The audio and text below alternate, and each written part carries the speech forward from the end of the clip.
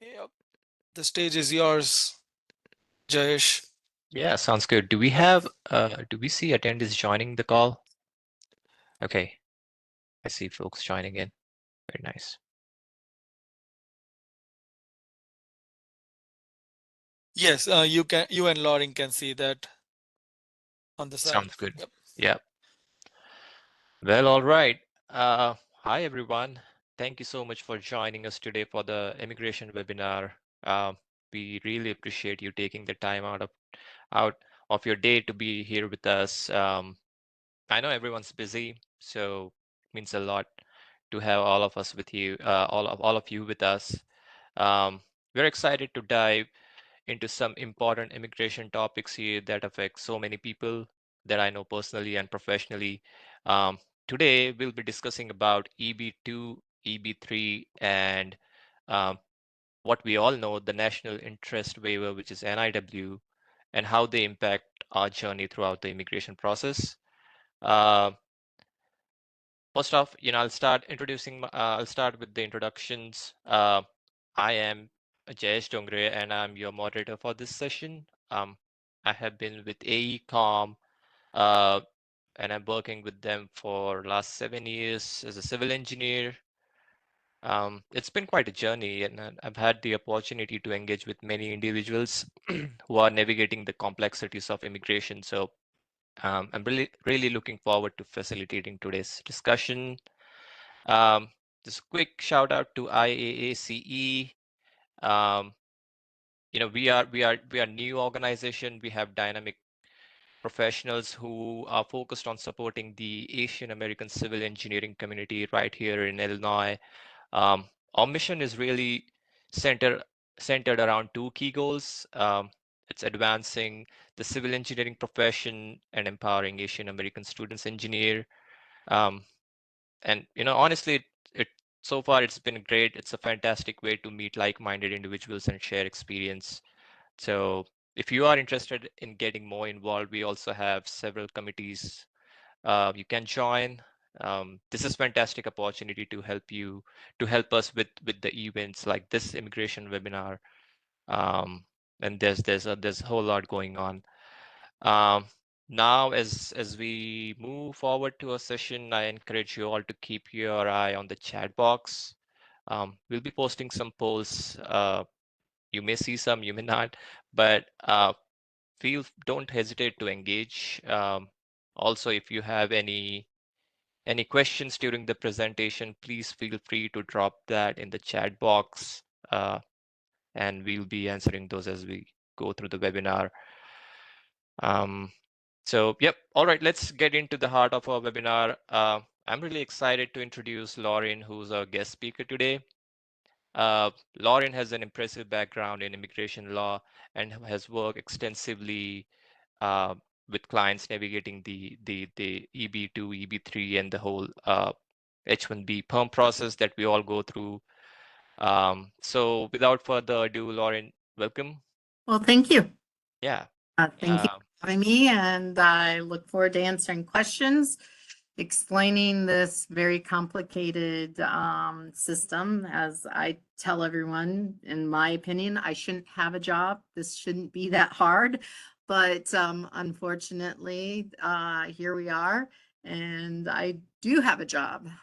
So because it is a lot more complicated than what it first appears to be. So hopefully we can make it a little less complicated or mysterious anyway at the end of this webinar today. Sounds good. Yeah, no, this is great. Um, I think I speak for everyone when I say that we really need the help that is given by the attorneys at this point. I think it brings clarity on some of the complex topics that we don't uh, really know about unless we get into it. Um, Yeah, and I would also point out that one of the reasons why I think it is helpful is that the vast majority of people here are probably doing their immigration cases hand in hand with their employers, at least early in their career, right? mhm. And The employer and the attorney that the employer hires is always going to have a duty to the employer. Whereas the individual whose life is affected by, everything that's going on doesn't always have that attorney that is watching out for their best interests. So if there's nothing that you leave with today, leave with that you and your employer are not always going to see everything eye to eye in terms of what the result of an immigration case should be, and whether or not the duty that the attorney that you're getting your answers from, really, who are they beholden to? Because if an employer hires me, sometimes I'm beholden 100% to the employer. Sometimes I have a dual representation responsibility, and other times it is the beneficiary themselves that I'm advising. So keep that in mind that, the attorneys have clients, and they have specific clients, and you may not always be their clients. Right. Oh, well said. Can we start with the presentation, Lauren, if I Yeah, think we let's have go the to presentation up. what is essentially the second page, because we don't Right. keep looking at my picture. And what I did is the organization was very helpful in providing me with some specific questions, because this is a broad topic. Employment immigration is there's all kinds of things that could be addressed, but obviously I didn't want to address things that people really weren't all that interested in. As mentioned, we have some focus in terms of what the majority of you are going through. You're either going through, H-1B issues, perm labor certs, / labor certs, maybe O's, maybe NIWs, maybe L visas, but in the end, you all have a goal usually, and that goal is to get permanent residency. For some of you, it's going to happen a lot sooner than others. And part of this is trying to figure out how to make it happen sooner rather than later, right? Right. And sometimes the goal is just to speed it all up. Can't always promise that can happen, but maybe with some of the answers that we have here today, not only can we figure out how to speed something up, but we can also figure out what the best path is for each of these individuals. So let's go with the questions that we have. And the first question that I was given here is, how can NIWs be used to establish a priority date before eligible for EB-1? Which is an incredibly good question, because it's something that my office does consistently. Okay. I am going to guess that the majority of you have gone on all of the Reddit sites, all of the WhatsApp community groups, all of the what's the one that's like I use Teams, so I can't remember the name of the one that is so popular.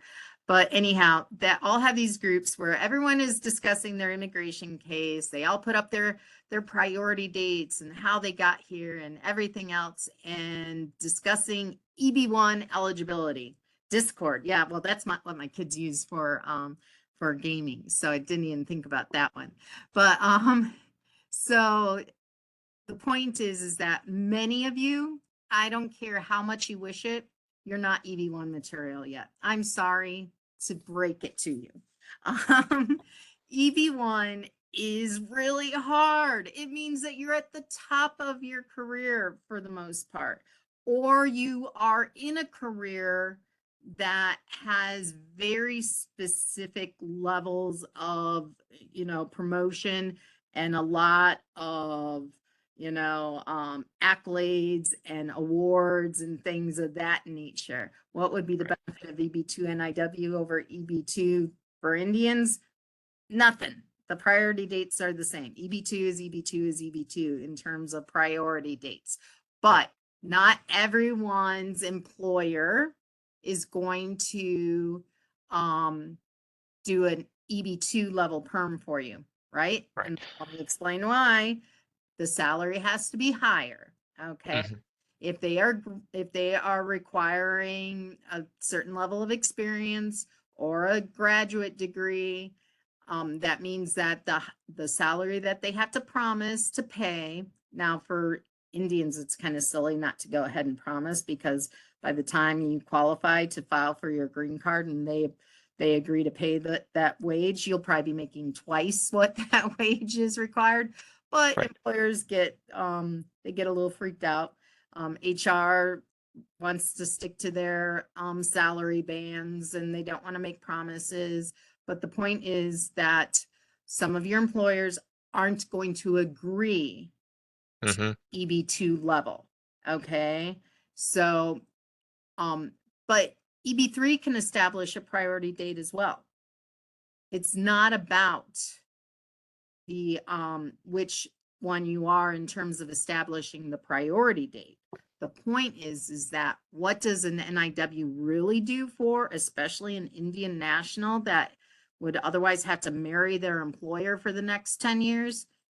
It's freedom. And the NIW is your own. You can take it wherever you want. You're Right. not dependent on that perm. So it's not that a perm doesn't establish a priority date that you could use later on for an EB1. It's that the NIW allows you to be in control. And if you qualify for an NIW, you get to file it when you want to file it. It's not one of those. And I know I told folks on the last time that I spoke, when I am, and it goes back to what I just said a moment ago, if I am advising an employer, I Mhm. might tell them, well, you've only had this employee for 3 months, and yeah, they're great, but are you really ready to start the perm process and invest in that? I would suggest waiting a year and making sure that they're the right employee. What Right. does that do for your career trajectory that you're trying to balance with your immigration case? Because a year from now, if you get a really great job offer with this other company and you have to move because you want that job, opportunity, and you didn't do the perm or the labor cert, or it's not done, or they waited 6 months and they're in the midst of it and now they're going to withdraw it. See, those are the reasons why. So establishing a priority date with an NIW, if you qualify, Mm-hmm. that control, it gets you that date, sets it in stone. No one can really mess it up in the future. And you are not beholden to anyone, and you won't feel that pressure to stay with an employer just to finish a labor certification to get a priority date. You can take the opportunities that come Right. to you. So Right. that's the reason why that one.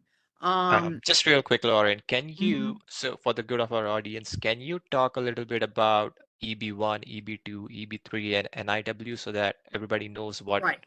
So,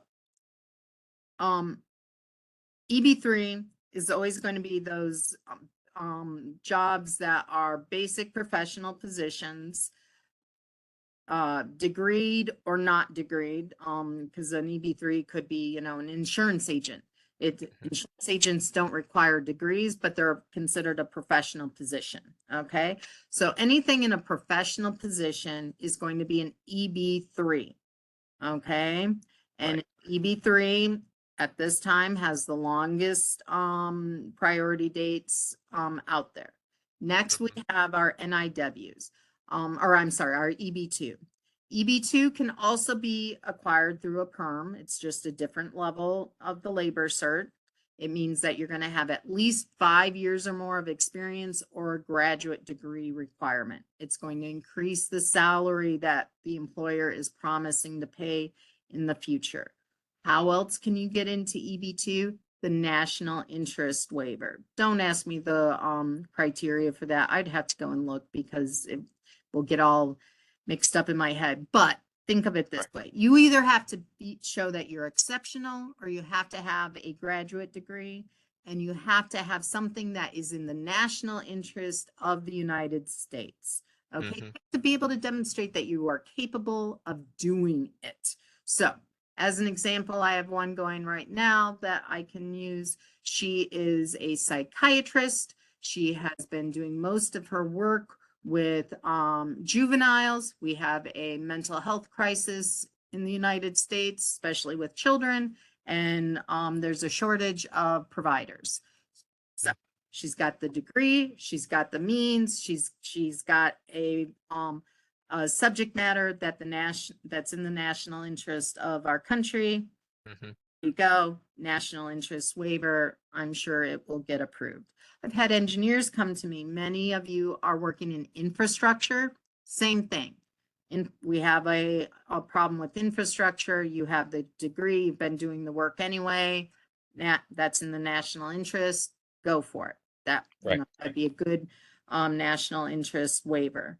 And then EB1, again, don't ask me to recite all the criteria, but just notes that we're talking, either a international prize level, like you have a Pulitzer if you're a writer or something along those lines. And if you have something that's at that level, you're basically done with the analysis. You're in.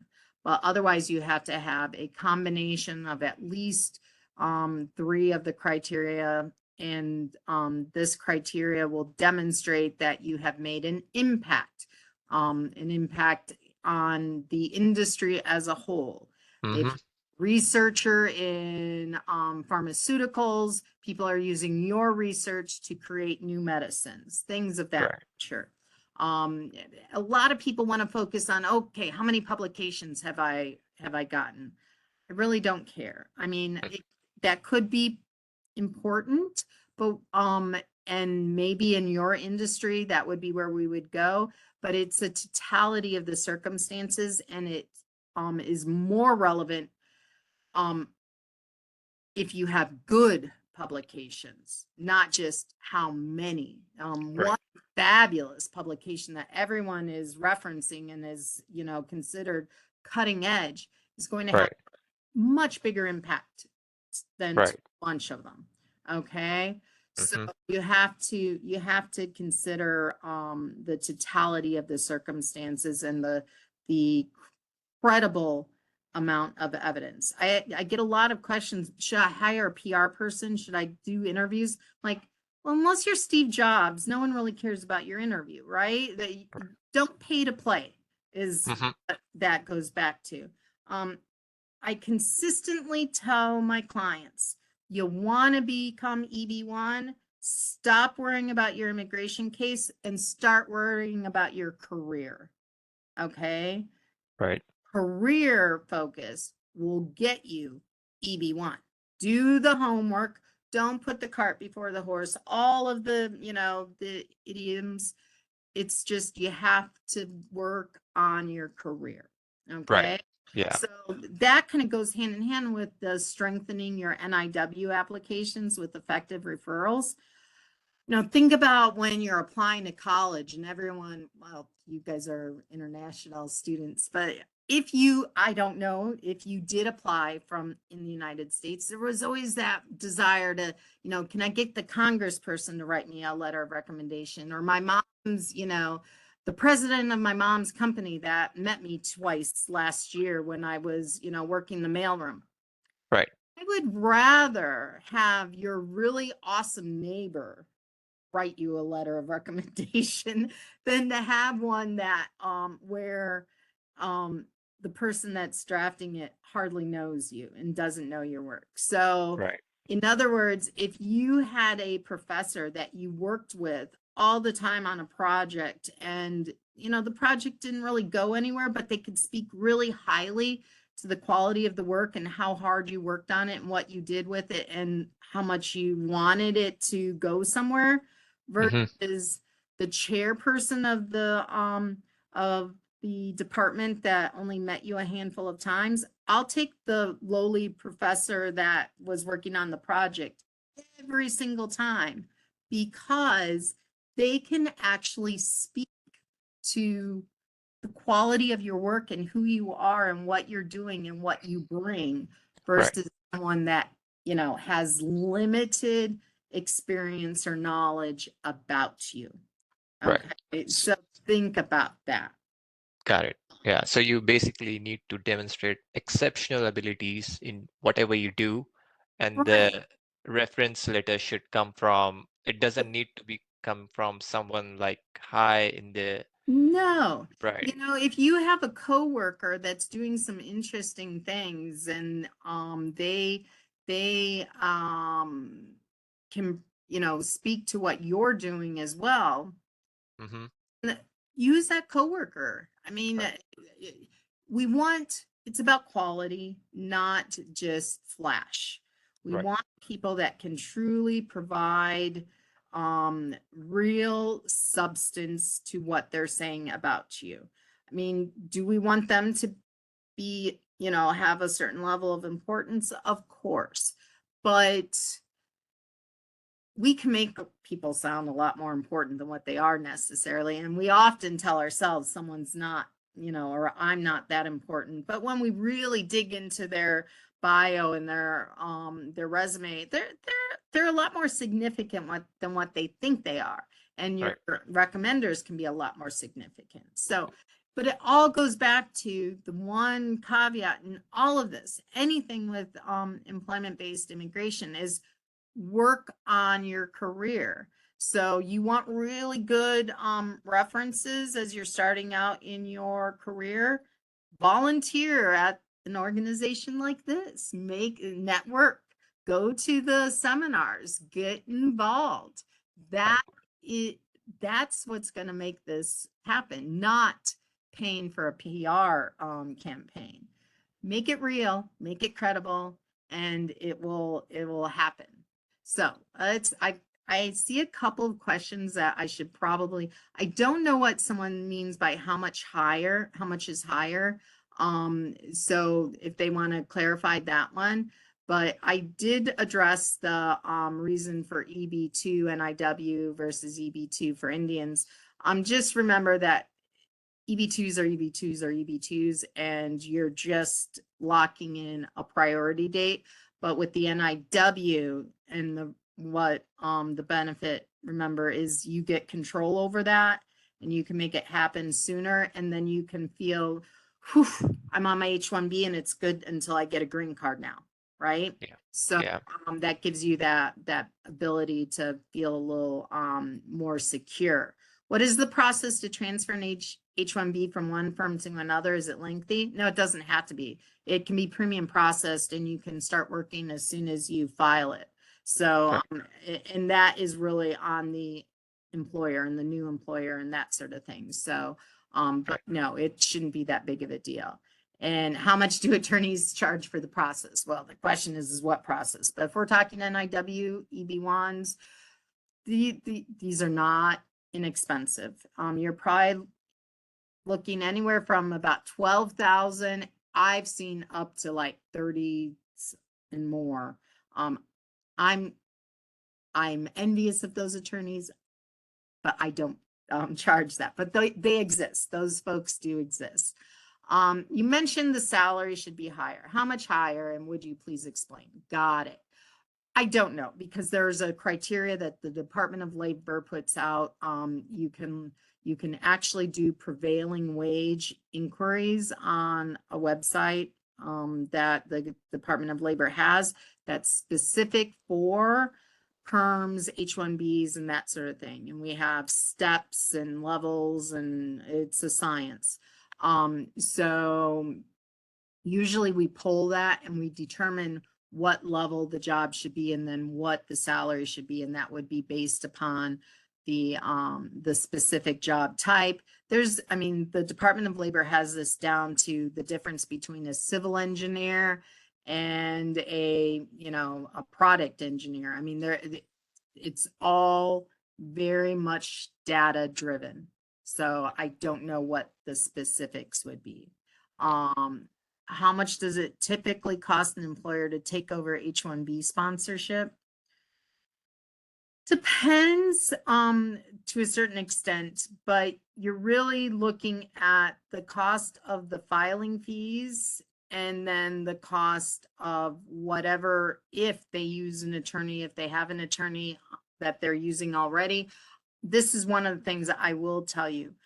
I think that H-1B is not really all that expensive for employers when you consider overall the cost of onboarding employees.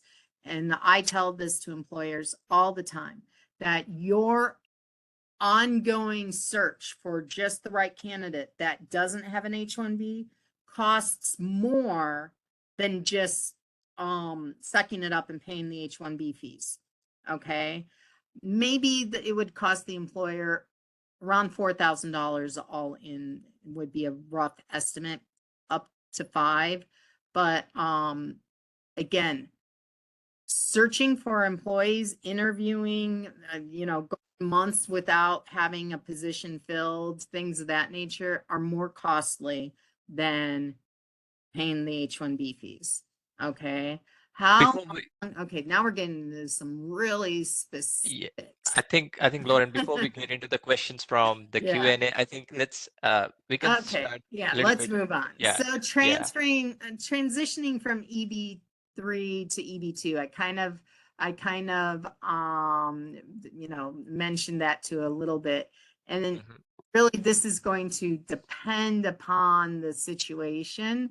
And it also may require a new labor certification.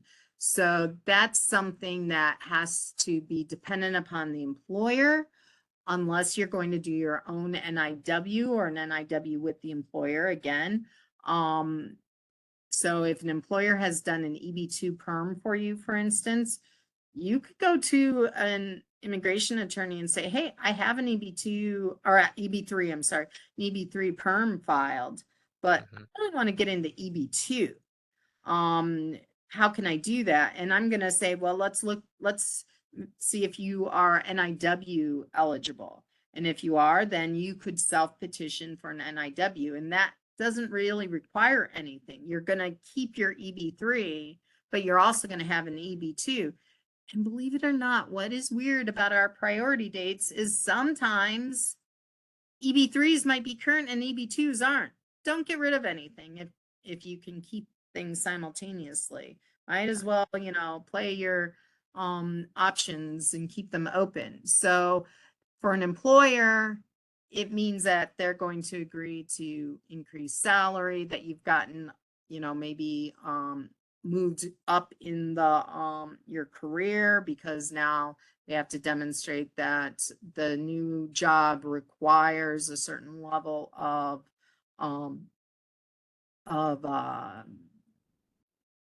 degree or experience, and as I said, probably a new perm, which begs the question, why would you file a new permit if the person is NIW eligible? You probably don't want to, because nobody wants to do a labor certification if we can avoid it.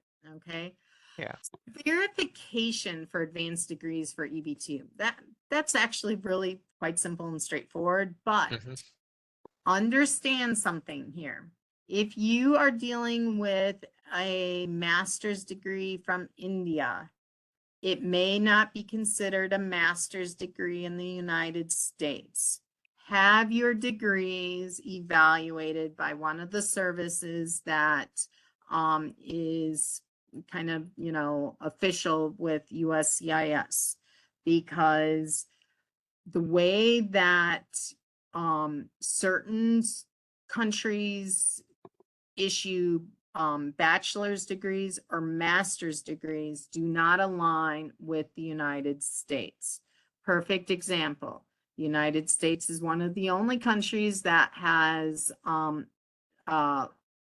law degrees as a doctorate. Okay. So where does that lead someone that is a foreign attorney? We have to look at you know, those types of things.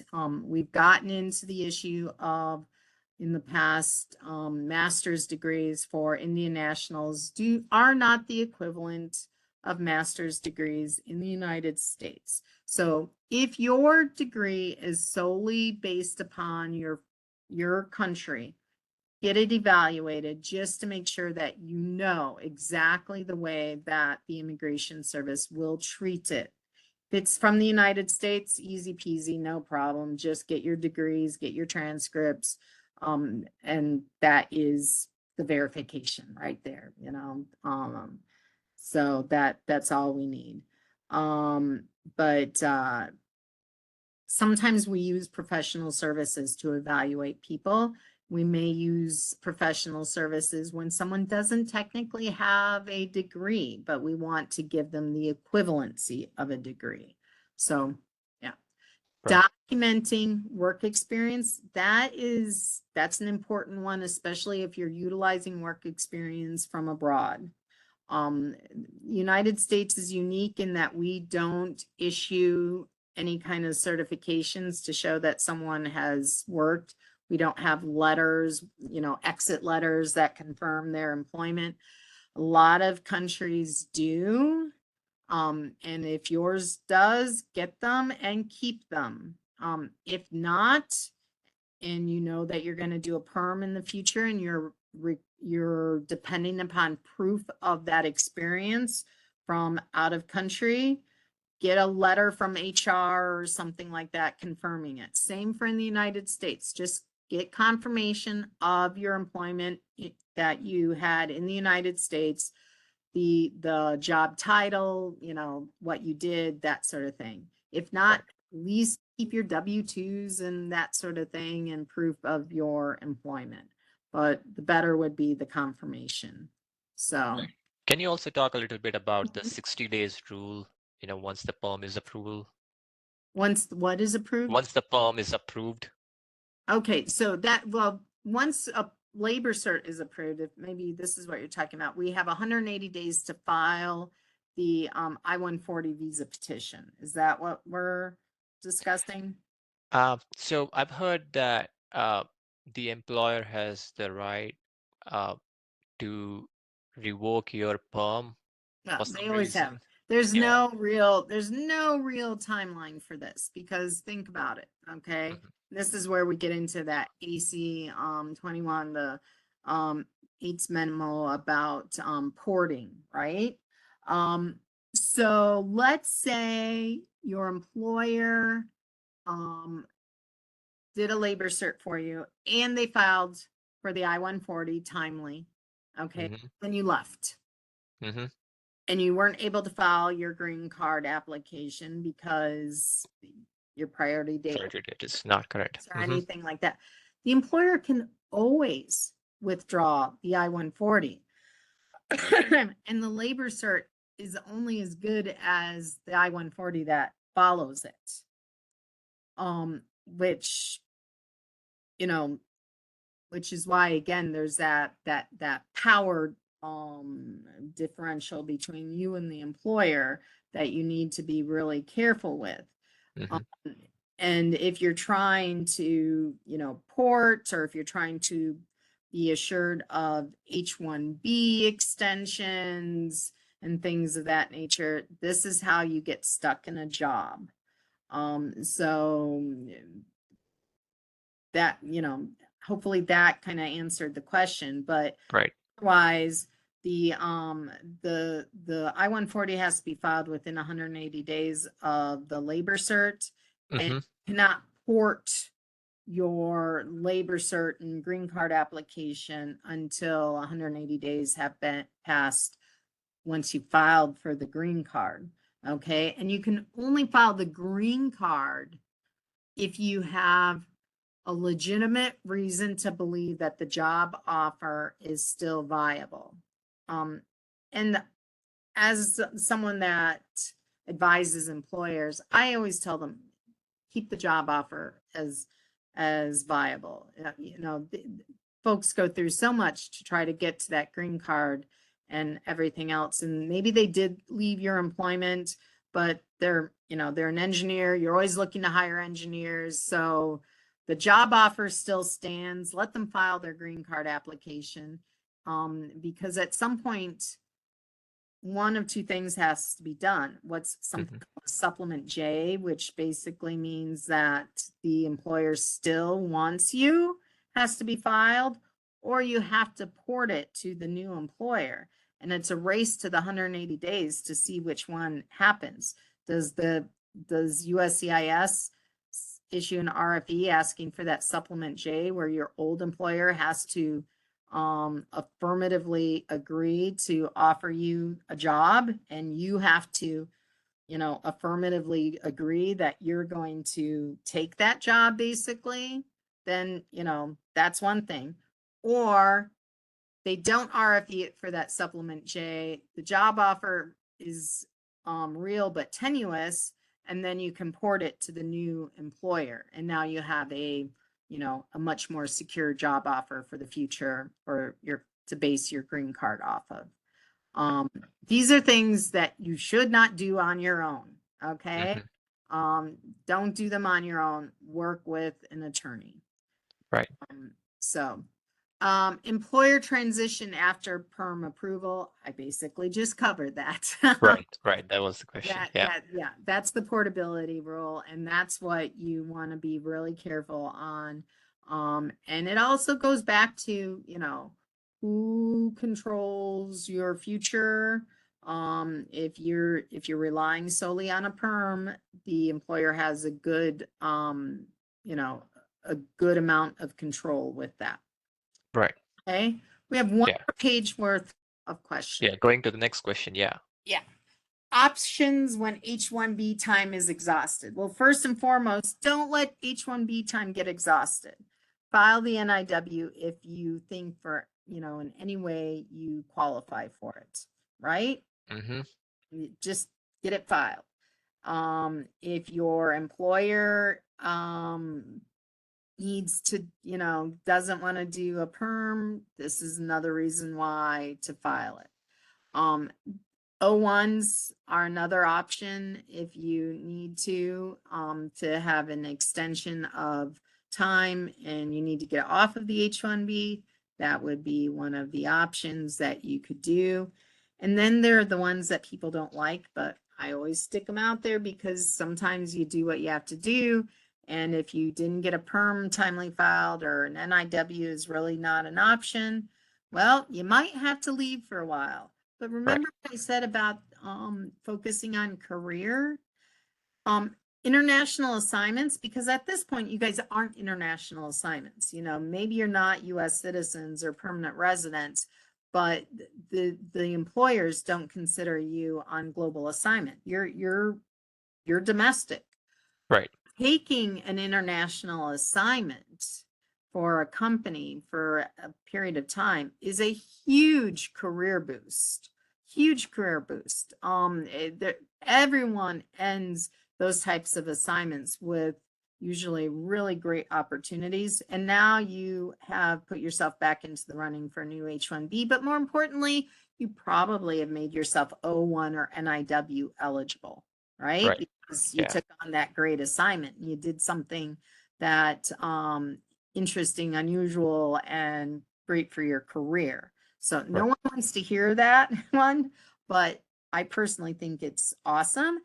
And you might be eligible now. I'm tripping on my words, but think about L1As and L1Bs because you spent that time outside of the United States at the foreign entity, and now you can come back in. And guess what happens if you're an L1A? You're automatically EB1. Okay. Yeah, no one likes this career path. I talk about it frequently, but I think it's brilliant. If you leave for that time period on that global assignment and you do, you know, management work or you manage a process and stuff like that, now you may be eligible to come back to the United States in that L visa category. And if it's an L1A, you will be EB1 eligible to file that I-140, no more labor cert, no more NIW, and your priority date is based upon the EB1. which is much faster than EB2 and EB3. Oh yeah. Yeah. And it goes back to focus on your career and things will happen, people. That's what it is. Okay. Right. Someone had a question about crimes. Honestly, don't do anything bad. Okay. Yeah. Yeah, I've heard that Say questions that- coming up. Yeah. I understand that certain things happen, whether you do your absolute best or not. I'm at you DUIs. I'm not giving you a green light for that, okay? But my point is that a DUI does not make you inadmissible. It puts a discretionary target on your back. In other words, someone out there can make a decision just because, okay? Technically not inadmissible. Right. Be more worried if you're misrepresenting yourself to get into the country, or if you did something, wonky with your immigration case, or you failed to disclose that you were married. Those types of things are going to be a lot worse than that one DUI. Right. But beyond that, don't get sucked into anything illegal and you'll be fine. Okay. So Yeah. focus on just not doing those things. Right. Domestic cases are the other area where we see a lot of questions. Here's what I'm going to tell you. If you and your spouse, if one of you is not is not a lawful permanent resident or a U.S. citizen, go to counseling if there's a chance that there's going to be a domestic disturbance in your household, because neither one of you wants that. Okay. Right. So separate yourselves out of the room and avoid this. If, on the other hand, you have been a victim, give me a call. Okay. Okay. So finding a reliable immigration attorney. Well, I think a good share of you, once again, I know you're on Reddit and Discord, and there's one I'm just drawing a blank on.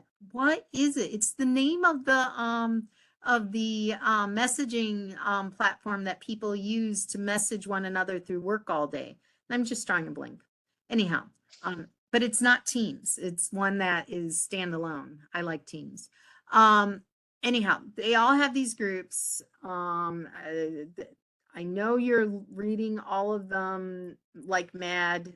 I would wish you stopped, but that's okay. I can't stop you. But the point is referrals are good. Referrals from from people that have been successful are a really good place to start. AILA website is a great place to start. What I would tell you is what is a great attorney for one person is not going to be a good attorney for another. My colleague, who is brilliant and creative and can get the hardest cases imaginable approved because mind just thinks in these weird, awesome ways, is as slow as molasses. And if you're someone that needs things to move and be on a timeline, she is not the right attorney for you. End of story. Right. Some the other attorneys control their time a bit more than others, don't take calls. You just have to find the right one for you. Which takes us back to creative strategies for EB1 eligibility.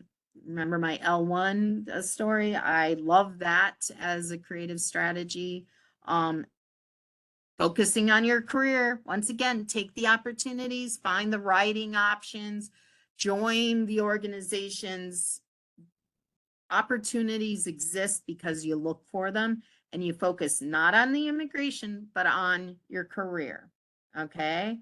Right. I think we went into the personalized recommendations a little bit. I spoke about that and what I consider good recommendations and why you want them. Make relationships, real relationships. Again, focus on the career aspect, make the relationships, do your networking, volunteer, put the time and effort in, and that will be the answer. Oh, very well said. Yeah. No, Finally, something that's near and dear to my heart. is that combining of that humanitarian and employment-based elements, and something that my firm really, really specializes in. I cannot tell you how many professionals come to us and we realize that they have been labor trafficked, or they come to us and we realize that someone has tried to blackmail them or various other things to for the purpose of immigration benefits. If something doesn't feel right to you, talk to us. I just spoke to a doctor the other day who happens to be in a same-sex relationship. He's from a country where that is not frowned, that's frowned upon and it's not acceptable. He has a 2-year residency requirement that, is problematic. And when we combine things like asylum and waivers and marriage-based cases, we're going to get him his green card relatively easy, but it's going to take a combination of not just employment, but also, like I said, hardship waivers and potentially asylum. And we can make those work together, keep everyone in work authorization, don't prevent career, movement and things like that, because we can look at those in a holistic way. And going back to that, who's your attorney, who represents who, and what kind of attorney you need. Not all immigration attorneys do everything. There are a lot of employment-based immigration attorneys. That's all they know. They wouldn't be able to even answer a question about the criteria of what asylum is, let alone represent you, or what VAWA, Violence Against Women's Act, or a U visa, which is for crimes, victims of crimes, or a T visa, which is for trafficking, whether it's, labor trafficking or anything else. So keep that in mind, that as you're vetting that attorney and thinking about who they represent, and if they're not able to, discuss all options with you, you may want to explore a little bit more to find the right person that fits your needs. Do you need your hand held, or are you okay with someone that just contacts you on occasion with updates? We all exist. Right. That's it for my questions that I got ahead of time. Oh, very nice. Yeah. Yes, who said it? Yes, said it. Okay, thank you. All right, so we can jump on to the questions in the Q&A chat box. So I think the last question we had was we were talking about the salary and how much higher it needs to be. I think the next question I see in the chat box is, for civil engineers in the infrastructure field, what would you recommend as supporting evidence for an NIW application apart from conference? I think we touched a little bit onto that. I'm not sure I understand what else they need. Because it still goes back to the same thing that I'm going to tell you over and over and over again. Get the relationships, develop your career, work on the projects, volunteer, and you will get the right letters of recommendation. Okay, you're going to, these things are going to happen as a result of you leaning into your career, not thinking in terms of, oh, I need that kind of letter of recommendation for immigration. Forget about that. It's, as I said, it's like the kid just putting things on his college application and going to one meeting for the thespians to be able to say that, he did drama in high school. No, you want to, if you're going to try to put forward, your thespian career as a reason to be accepted into college, tell me how many plays you did and what workshops you were involved in. And, So you have to quantify, basically. Do the work, and the Right. rest of it will happen. I'm adding something to the chat, and this is where you can look up prevailing wages. Okay. Oh, no. Yeah, that's the one. Right. You can look up prevailing wages there. It has the data, input the information that it asks, and you will see the various levels of wages. It'll also tell you if your employer is underpaying you based upon DOL data. Right. There's another question about degrees from other countries. So I think at one point you mentioned about the master's degree in India would not qualify as the same. Now, don't take that. This is just something that might be true, which is why I say, go and get your degree evaluated. Okay. There's lots of companies out there that do foreign degree evaluations, and the cost is relatively inexpensive, under $300. Okay. To get those degrees evaluated. And there's different types of evaluations. There's the kind where they just look at the degree issued as a whole. Then there's the ones where they will look through every single class you took. Because for instance, I might have someone that's trying to get an H-1B and they have a degree in data science, and we're trying to get them a position doing, computer analysis. And we're, trying to say, well, his data science degree is really okay for this. And we might ask for it to be fully evaluated so that we can expand the degree type. So highly recommend that you go ahead and get that if you have any questions about your degree whatsoever.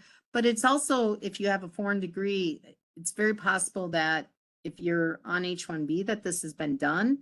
So your employer may have already paid for it. You can ask for your whole filing, and you should be asking for your whole filing when it comes to an H-1B application or anything like that, because if you move on in the future, the first thing I'm going to ask you is, do you have that filing? Because I want to see what was already done, because I never want to conflict with something from the past. Right. All right, I have next question. So can a civil engineering degree, along with any other degree, whether, computer science or anything, help with your NIW or EB1? Sure. Anything can help you with your NIW or EB1. And remember, NIWs and EB1s don't necessarily require any degree. You can, think about an actor, a musician or something. They're not going to have degrees, right? Well, I shouldn't say that. Of course, lots of them have degrees, but they don't necessarily have to have degrees. An artist may not have a degree. A writer, there's a lot of jobs out there where people don't have degrees. If I recall, Bill Gates doesn't have his degree, right? Are we really going to say that Bill Gates is an EB1 material? Of course not. He's EB1 material. Don't get hung up on your degree. Right.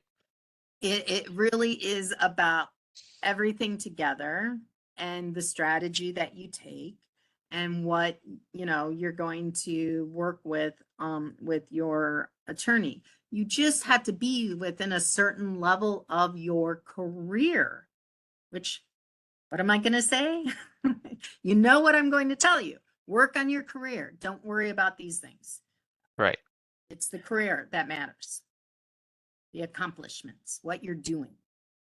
Right. I think a lot of questions here are specific to having, meeting the EB1 criteria. I think if like Laureen mentioned, I did see one question. Where did it go? What if a public sector agency is not able to issue a reference letter for a project? I think that is kind of an interesting question, because what it really is what if you can't get that important letter that you think that you want or whatever? First of all, always talk to your attorney, because they may have better solutions. Second of all, there are other ways to prove that you worked on a project. Many of you and many of my clients are on NDAs and various other things. I cannot tell you, how many times someone comes to us from a company like Facebook and they're not allowed to talk about anything. And we have to try to figure out how to connect the dots. Rely on your attorney for that. is what I'm gonna tell you, but also collect information, collect stories about the project if they're out there, collect, what the things that you can. If there was a thank you for, what you did this week on XYZ project that sent to you, keep it, we can work with those things. You're not always going to get all the evidence that you want. But we're attorneys. We understand how to deal with evidence. Right. Or lack of evidence. All right. I'm gonna go with the last, or maybe last but one question here. How beneficial is petitioning NIWs on your behalf rather than having an employer sponsor? And I keep going back to, if you're NIW eligible, you're probably eligible on your own as well as with the employer, right? It changes the criteria just slightly, but not enough.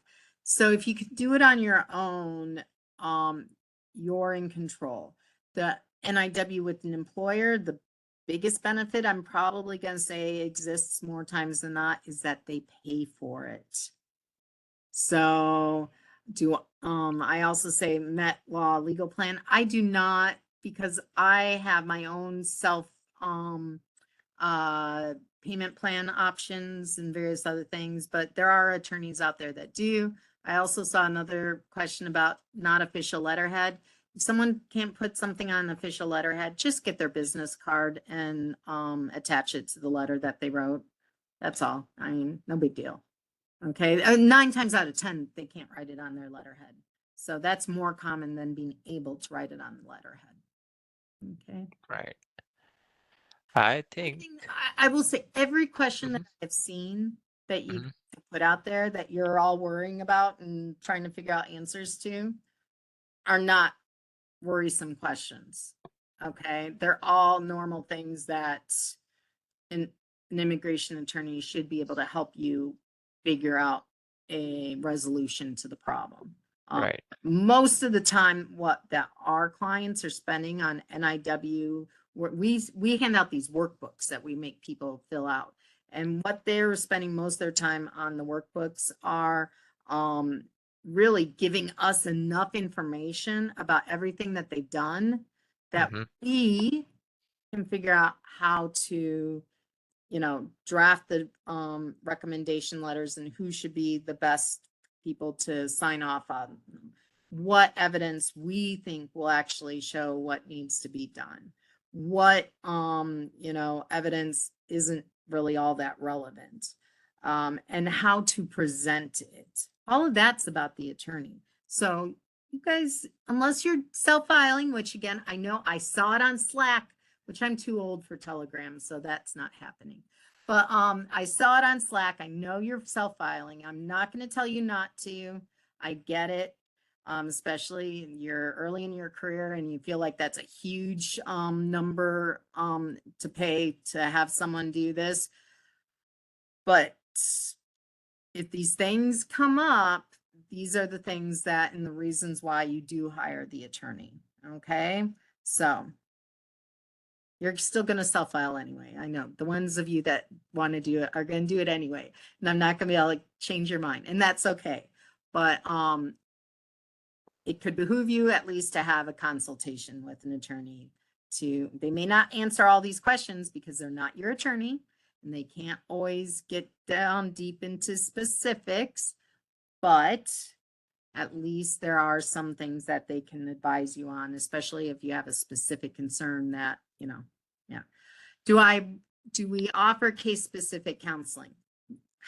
That is so hard because you're asking me about liability to a certain extent, because if I know that you're self-filing and I give you certain advice and you take that and something happens, I may be really the one responsible for something negative happening. And number one, I don't want to have that responsibility because I want you to get a green card as easily as possible. Number two, you know, what if you don't do it right? But I do what I consider planning sessions for future. Like if you come to me and you're a new graduate and you say, I want to understand what to do, in the future. Absolutely, I will have a planning session with you, but I won't tell you specifics on how to file it and things of that nature, because that gets into too deep of legal advice. Okay, and that's a liability issue, and that's why I can't do it. But will I help you plan for what I think you should do in the future for your immigration status in general? Absolutely.